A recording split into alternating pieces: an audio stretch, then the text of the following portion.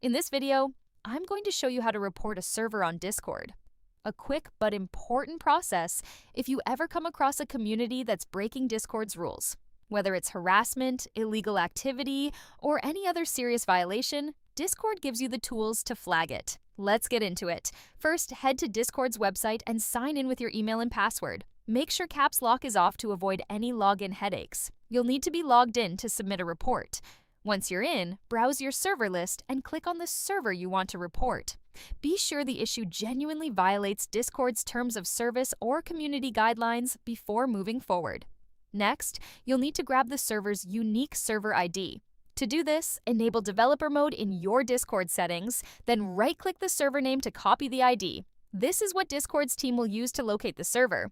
With the ID copied, open a new tab and search for Discord's support page. Look for the option to submit a request under Help and Support. Fill out the form as thoroughly as you can. Describe the violation clearly, paste in the server ID, and attach any supporting evidence. Screenshots, message logs, whatever's relevant. Finally, review everything once and hit Submit. Discord's moderation team will take it from there. And that's it. It only takes a few minutes, and it genuinely helps keep Discord safer for everyone.